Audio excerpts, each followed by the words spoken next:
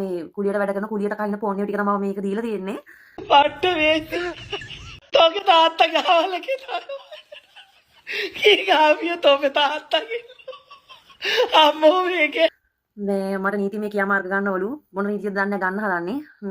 දුවපිය හිඟන වේසියෝ ආව මෙතන මට කෙලින්ද. අඩු අධ්‍යාපනලාභී අවජාතක රූපෙකට හිඟන. இதை விட அப்பனா எங்களுக்கும் திட்ட தெரியும், திட்ட முடியும். பார்த்துருக்கிற மக்களுக்கு ஒரு கௌரவம் ஒரு மரியாதை கொடுக்கணும் அப்படின்றதால எடிட்டிங்கில் விட்டுருக்கு. එහෙම ගෑණි බන්න පදිට මෙයාට තේ වරද තියෙන තේ හින්දා ගෑණි බන්න තියෙන නිකන් ගෑණි බනින්නේ. ඒ ගැන පිස්සුනේ. එහෙම යටි බන්න බන්න මනස කෙකිනේ.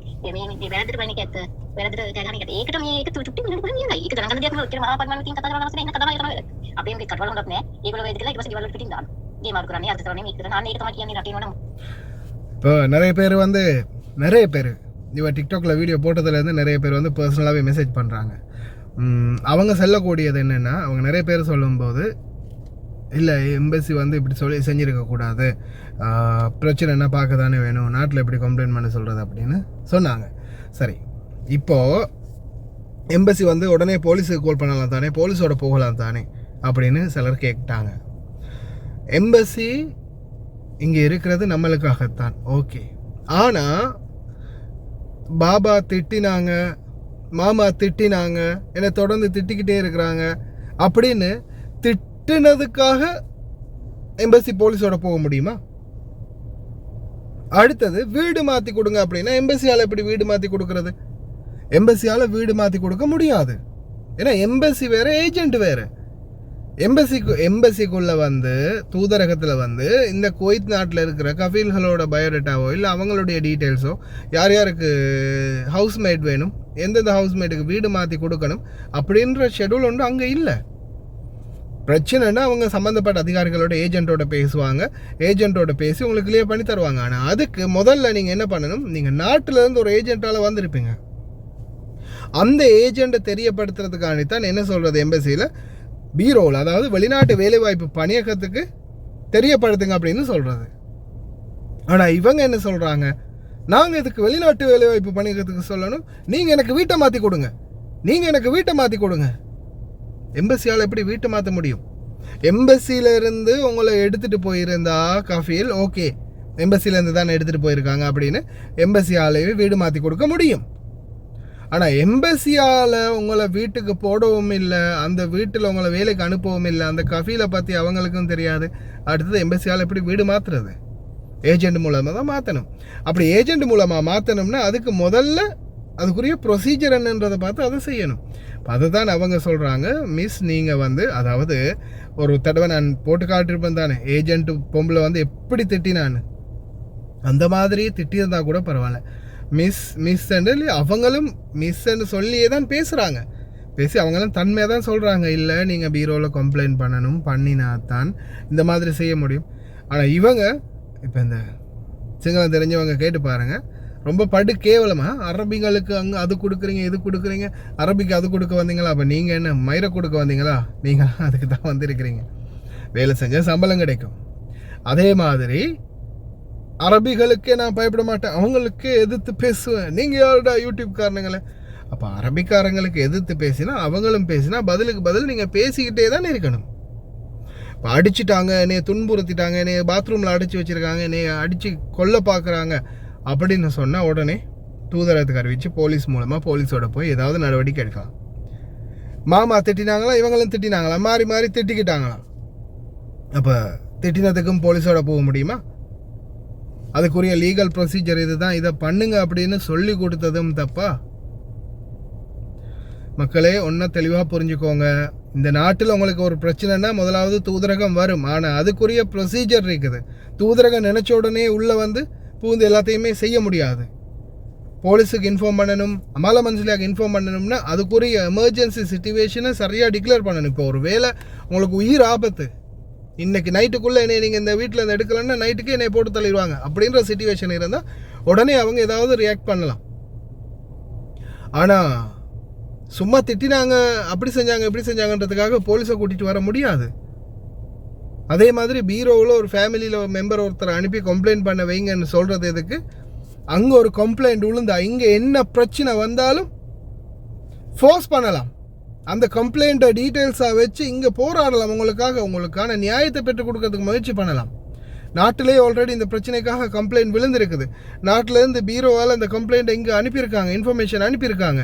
அமாத மன்சிலியாவுக்கு இன்ஃபார்ம் பண்ணியிருக்கோம், போலீஸுக்கு இன்ஃபார்ம் பண்ணியிருக்கோம் அப்படின்ற மாதிரி டீட்டெயில்ஸை சப்மிட் பண்ணலாம். இது ஒரு வேளை எம்பசி எதுவுமே செய்யாமல் உடனே உங்களை எடுக்க வராங்க, எம்பசியால் உங்களை பாய வச்சு கூட்டிகிட்டு போகிறாங்கன்னு அந்த சந்தர்ப்பத்தில் ஏதாவது ஒன்று நடந்தாலும் எங்கேயுமே உங்களுக்கு நீங்கள் போட்ட கம்ப்ளைண்ட் இருக்காது. லீகலாக நீங்கள் எழுத்து மூலம் உங்களுடைய நாட்டில் இருந்து ஃபேமிலி மெம்பர் ஒருத்தர் போய் கம்ப்ளைண்ட் பண்ணி அந்த கம்ப்ளைண்ட் லெட்டராக வரும்போது அங்கே ஒரு ஆதாரம் இருக்குது. ஏதாவது ஒன்று நடந்தால் அதை ப்ரொசீஜராக லீகலாக மூவ் பண்ணுறதுக்கு. அப்படி இல்லாத பட்சத்தில் உங்களுக்கும் பிரச்சனை, அவங்களுக்கும் பிரச்சனை. அதனால் தயவு செய்து என்ன சட்ட அடிப்படையில் அவங்க சொல்கிறாங்களோ அதை புரிந்து நடங்க.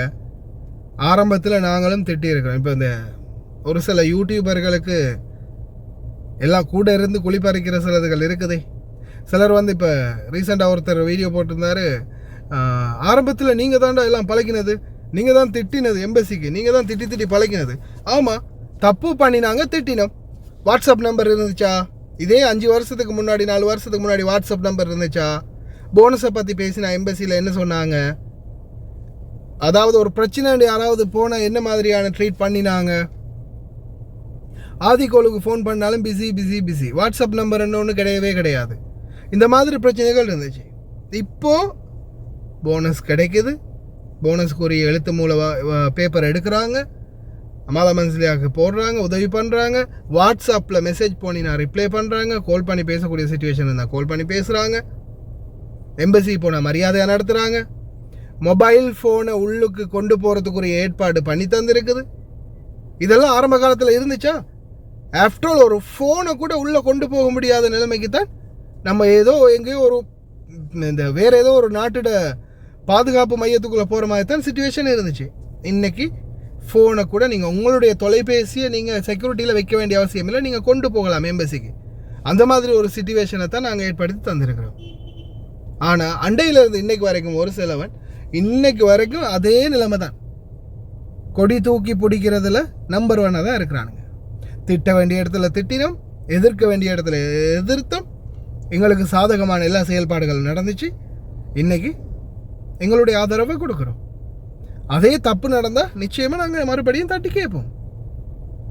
எல்லா நேரமும் ஒரே மாதிரியே கொடி தூக்கி பிடிச்சிக்கிட்டு நாங்கள் இருக்கலை. ஆனால் சில சோஷியல் மீடியாக்காரர்கள் இன்றைக்கி அப்படியே தான் இருக்கிறாங்க. அது சொன்னால் புரியாது, மக்களுக்கு அது அனுபவித்தவங்களே தெரிஞ்சிருக்கும். அதே மாதிரி இவங்களுக்கு கெட்ட வார்த்தையால் நம்ம பதில் கொடுக்க தேவையில்ல. அதே சோஷியல் மீடியாவில் உள்ளவங்க பேசக்கூடிய விதத்தில் பேசியிருக்காங்க, அதுகளை வச்சு அழகாக எடிட்டிங்கில் பதில் கொடுத்துருக்குது. ஃபுல்லாக பாருங்கள். තෝ කවුද හුත්තෝ මට කුවේට් මාමත් එක්ක ගේම් එනවා නම් තෝ කවුද හුත්තෝ මට කුවේට් එකේ උඹ කවුද මට කුවේට් එකේ මේ පුක දෙන YouTube පකාලනවා මේ කියන්නේ නිකන් මේ අනම්මනම් පුකේ අරගන්න හදන්න එපා කැරිපකෝ ඩයිවර් කරන්න ආවන ඩයිවිං රස්සාව කරන ලංකාවට ඵලයන් අරාබින්ට පුක දෙන්න යන්න එපා එම්බසියට මම කතා කරපු ඒ වීඩියෝ එක සෑහෙන වයිරල් ගිහිල්ලා තියෙනවා ඒක හුඟක් මේ TikTok එකේ YouTube එකේ අර පුක දෙනවනේ අරාබින්ට එකතක තෝගේ ලැට් කොස් අනිත් අතේ තෝගේ හොද්ද හැඳි ගන්න හැන්ද දෙකම එකට තියලා උඩ වාඩි වියන් කියලා තමයි මට තොපිට කියන්න තියෙන්නේ. අන්‍යයාලට හුඟක් විදිලා තියෙනවා. උන්නිසාලු ලංකාවේ 199 ඉන්න කුවේට් එකේ ඉන්න ගෑනුන්ට බෝනස් එක හම්බෙන්නේ උන්නිසාලු කතා කරලා දීලා තියෙන්නේ. هذا في يعني هذا اكيد هذا قانون في مثل كذي في قانون سنه شهر على كل سنه ماشي اي عرفت. ඒතකොට මේක රජෙන් දීපු දෙයක් නෙමෙයි. උන් තමයි මේ කුලියට වැඩ කරන කුලියට කහින පොන්නේ ටික තමයි මේක දීලා තියෙන්නේ. පට්ට වේසි තෝගේ තාත්තා ගාවල කියලා කී ගාවිය තෝගේ තාත්තගේ අම්මෝ මේකේ මේ මට නීතිමය ක්‍රියා මාර්ග ගන්නවලු මොන නීතියද දන්නේ ගන්න හදන්නේ. දුවපිය හිඟන වේසියෝ ආව මෙතන මට කෙලින්ද අඩු අධ්‍යාපනලාභී අවජාතක රූපයක් ඇත හිඟන්න. මට කියන්න තියෙන්නේ ඔය YouTube කරන පොන්න පැටවුන්ට කියන්න තියෙන්නේ තොපි ඕන හුත්තක් කරපන් උත්තෝ මං ඉන්නවා මෙතන පුළුවන් දෙයක් කරපන්. තොපිට ණයත් නෑ මං බයත් නෑ. තොපින් කාලා නේ මං ඉන්නේ තේරුණාද? බණිමු පට්ට පඳුරු පැල්ලි තිබ්බ YouTube එක තෝ කවුද හුත්තෝ මට කුවේට් මාමත් එක්ක ගේම් එනවා නම් තෝ කවුද හුත්තෝ මට කුවේට් එකේ උඹ කවුද මට කුවේට් එකේ මේ පුක දෙන YouTube පකාලනවා මේ කියන්නේ නිකන් මේ අනම්මනම් පුකේ අරගන්න හදන්න එපා කැරිපකෝ ඩයිවර් කරන්න ආවන ඩයිවිං රස්සාව කරන ලංකාවට ඵලයන් අරාබින්ට පුක දෙන්න යන්න එපා. යන්නේ සොෆියාගේ සක්කිලි ගෑනු කවුද බා වද්දගන්නේ ඈ ෆෑන් බේස් එකක්වත් නැහැ රූපයක්වත් නැහැ දුවපිය කියලා තමයි මට තොට කියන්න තියෙන්නේ තෝ දුවපිය ආවද තව කක්කුසි ගෑනියා ගූ කන්න මට ඒකට උත්තරයක් දීපන් ඔබ පිරිමියෙන්න. පට්ට වේසි අර පුක කහනවටද? අනේ උත්තෝ අනුන්ගේ ජංගියේ හිල බලන්න කලින් තෝගේ ජංගියේ හිල මං ඉඳපන් කැරි ගෝතයා මේ YouTube පක්කුන්ට කියන්නේ. මන් දන්නවා තොපියගේ කක්කුසි ගෑනු තමයි TikTok එකේ කියන්නේ හරි බඩු මා තෝපි ඔය යකෝ රිච් එක නගගන්න YouTube හිඟන්න තෝපි. පුළුවන් දෙයක් කරපන් උත්තෝ මං ඉන්නවා මෙතන. ඇයි ඔබ මොනා කරන්නද මට? ඔබ YouTube දාගෙන නිකන් පුක දෙන්න එපා කැරි පොන්නේ හරිද? මම තිස්ස මාරන් පුළුවන් ආවරින් උත්තෝ. ඔබගේ අම්මට උකෝල ගන්න මං කැරි පොන්නේ දැනගනින්. අනුන්ට පුක දෙන්න නැතුව තමන්ගේ වැඩක් කරන් ඉඳපන් උත්තෝ. අනුන්ට පුක නොදී. එරියා තෝගේ අම්මට හුකෝනෝම. Hai Chanaka. මට සිග්නල් නැහැ උගේ අම්මට කෙලින්න. දිලු කොහෙද ලොකේෂන්? Morning යකෝ. කොළඹ to කොළඹුව තිසහරාව. මට ගන්න බෑ ඔයාව. දිනුට ගන්න පුළුවන්. දිලු මේ Chanaka පොඩ්ඩක් උඩ ගන්නකෝ. පාරක් මම ඒක මගේ ෆෝන් එක මට ඕන ලාක රෙකෝඩින් දාන්න පුළුවන්. මගේ ෆෝන් එකේ හරියද? මට ඕන නම් ගන්න මට මේක උනා රෙකෝඩ් කරන්න පුළුවන් මේ ලයිව් එක උනා මට රෙකෝඩ් කරන්න පුළුවන්. මම කෝල් එක කරනවා රෙකෝඩ් කරන මේක මොකද කියන්නේ නැතු මට අලුදෙරේට මට මේ TikTok එකට දාන්න මොමනාට මම රෙකෝඩ් කරේ නැහැ හරියද? ඒ ගෑණි මට කතා කර විදිය තමයි මම රෙකෝඩ් කරේ. රෙකෝඩින් එක විනාඩි ගානකට වැඩි විනාඩි 20ක් විතර තියෙනවා. අර රෙකෝඩින් එකේ තියෙන අන්තිම විනාඩි ටික විතරයි. හරිද? මොකද ගෑණි මට කතා කර විදියේ මම ඒ ටික ඔක්කොම කපලා තමයි මම හොඳම ටික තමයි දැම්ම TikTok එකට. මූබන් මේ YouTube එකේ වීඩියෝ එකක් දාලා තිනවා මගේ වීඩියෝ එක අරගෙන මේ රටේ ඉන්න ගෑනුන්ට මම නිසා මේ මොකද බං අර හම්බෙන්නේ අවසානට ඒක ඉවර වෙලා ගෙදර යනකොට බෝනස් එක.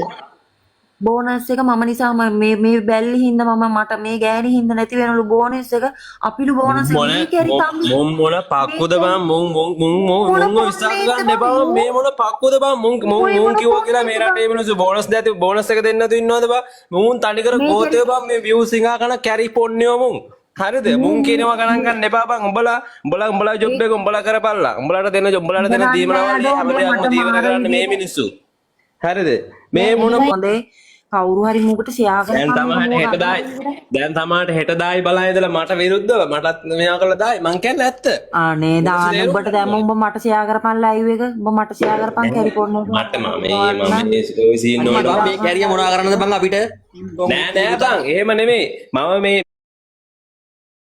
මෙතනට ඇවිල්ලා මෙයා